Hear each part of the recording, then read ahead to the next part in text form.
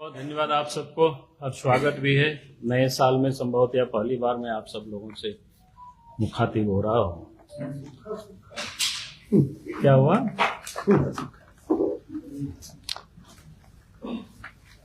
तभी आप सबको बताया कि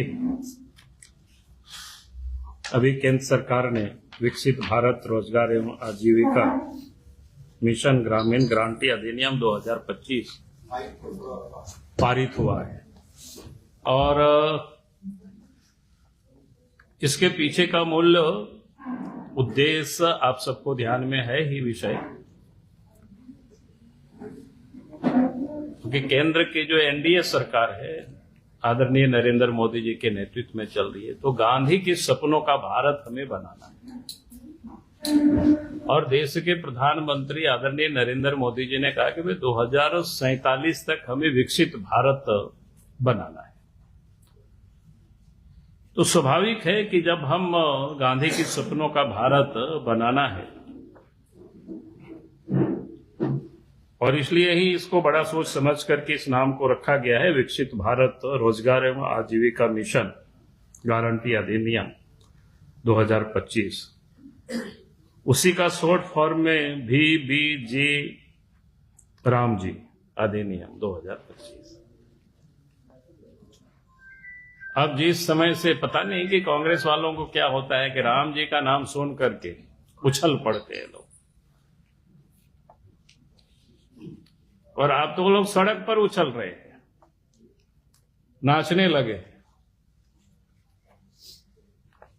भाई इन सबको पता होना चाहिए कि भाई गांधी जी के जो आराध्य थे वो भगवान राम थे, और इसलिए गांधी जी ये कहा करते थे कि भाई हमें राम राज लाना। इसलिए मैंने कहा कि भारत के जो प्रधानमंत्री नरेंद्र मोदी जी, ये गांधी के सपनों का भारत यानी 2047 तक भारत को विकसित भारत बनाना, इसलिए ये नया कानून लाया गया।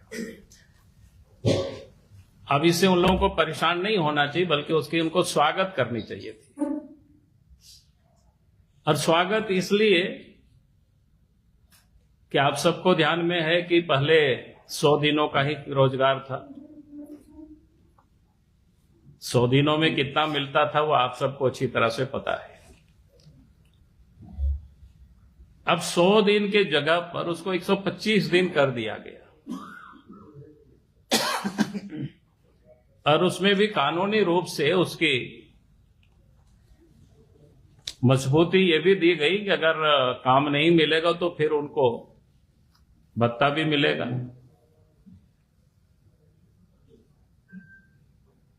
और उसके साथ साथ इसमें यह भी व्यवस्था की गई, क्योंकि कृषि कार्य भी कोई प्रभावित नहीं हो,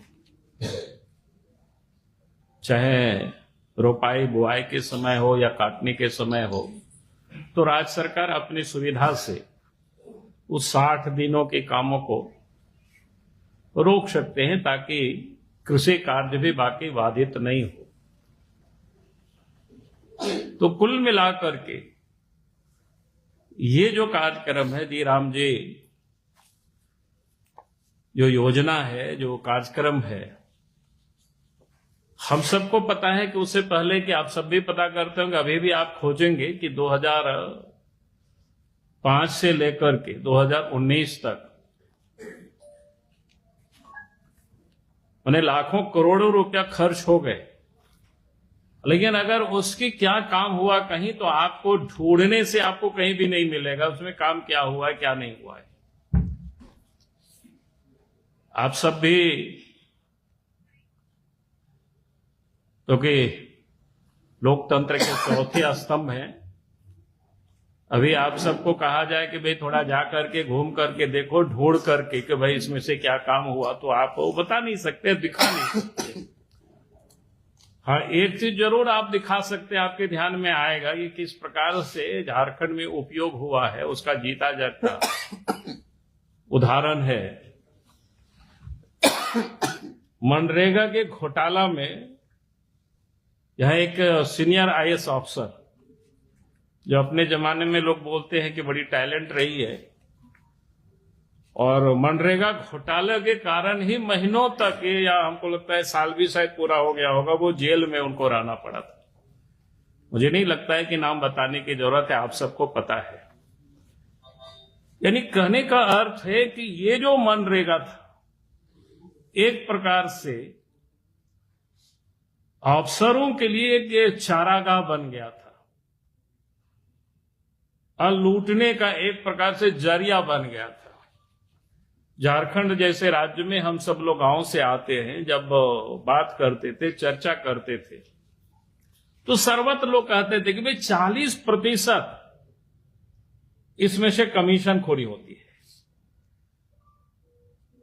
अब ये समझ में नहीं आता है कि भाई 40% आखिर इसमें से कमीशन क्यों खोरी होती है, कैसे होती है, वो उसको और हम यहाँ नहीं जाना चाहते। आप सब लोग उसको जा करके फील्ड पर भी उसका आकलन कर सकते हो।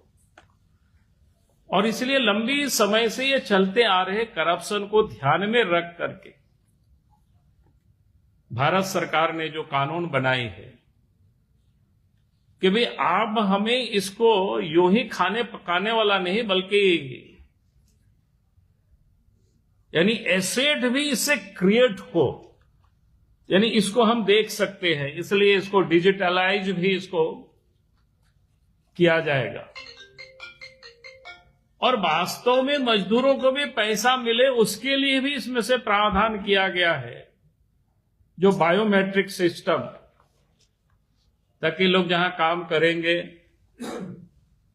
तो वहां बायोमेट्रिक सिस्टम, उसमें जगह बाकी वगैरह जो होता है ना, समय वगैरह सब कुछ अंकित होता है, ताकि वास्तव में जो गरीब है, जो जरूरतमंद है, उनको काम भी मिले और काम हो उसमें से एसेट भी क्रिएट हो।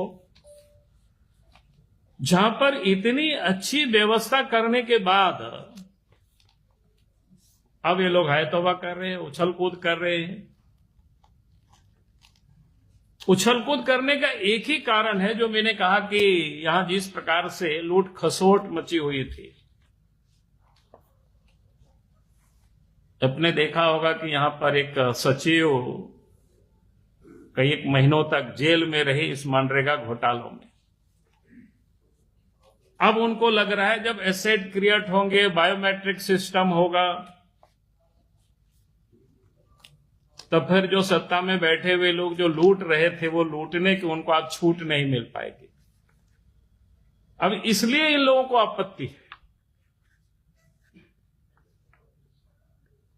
और जिस बात की लोग बोल रहे हैं कि भाई ये 60-40 इसलिए है इन राज्यों में कि भाई आप उसकी अकाउंटेबिलिटी भी राज्य की होनी चाहिए, कि ऐसा तो नहीं चलेगा कि भाई आप लूटते रहे, लुटाते रहे, तो सरकार की भी, स्टेट का भी कंट्रीब्यूशन उसमें होनी चाहिए।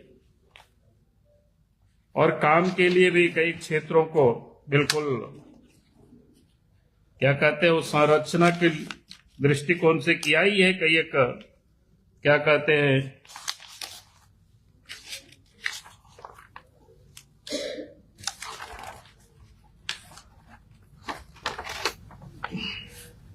यानी सुनिश्चित और बेहतर आजीविका सुरक्षा देना, टिकाऊ उच्च गुणवत्ता वाली ग्रामीण संपत्तियों सृजन करना, तकनीक आधारित पारदर्शिता के माध्यम से भ्रष्टाचार को समाप्त करना और जवाबदेही के साथ सहकारी संघवाद को मजबूत करना।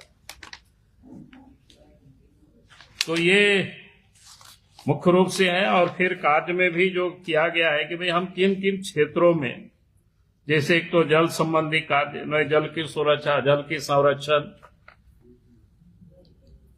फिर मुख्य जो ग्रामीण बुनियादी ढांचा इंफ्रास्ट्रक्चर, जैसे गांव से आने जाने की जो सड़कें होती है, आजीविका संबंधित इंफ्रास्ट्रक्चर, प्रतिकूल मौसम घटनाओं में कोई भी इस प्रकार की स्थिति आती है उसमें से त्वरित हम कैसे निपट सकते हैं, वगैरह वगैरह। तो इस प्रकार से मैं ये कह रहा था कि ये जो एक्ट बनाई गई है काफी सोच समझ करके बनाई गई है, और मैं समझता हूं कि इस एक्ट से वास्तव में जरूरतमंद लोगों को लाभ मिलेगा और 2047 तक भारत को जो विकसित भारत बनानी है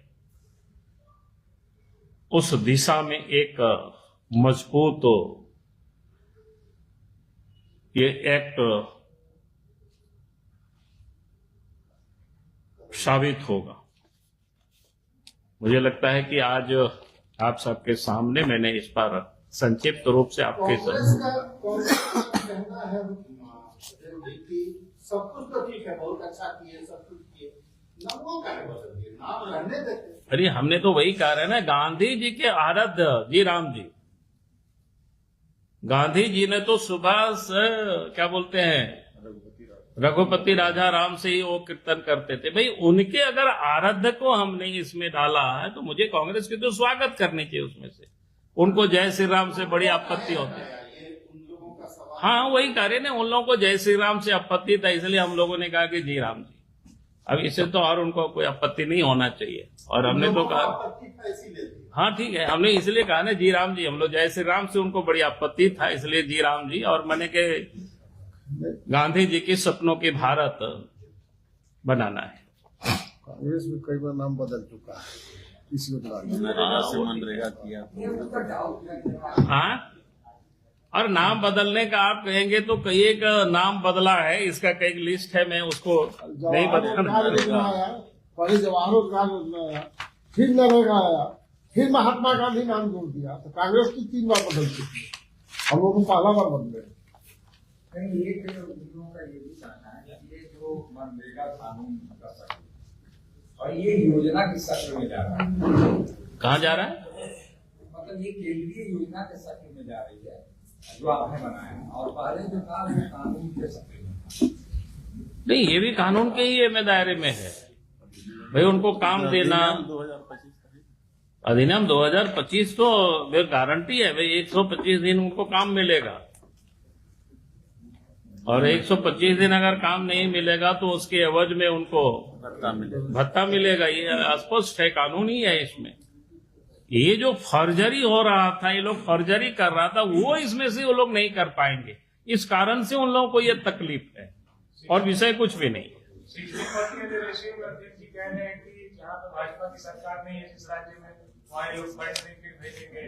कैसे नहीं भेजेंगे भाई? आप 40% यहाँ लगाएंगे, नहीं आएगा तब हमको बताइएगा, हम जाकर के लड़ करके ले आएंगे, कोई दिक्कत थोड़ी है।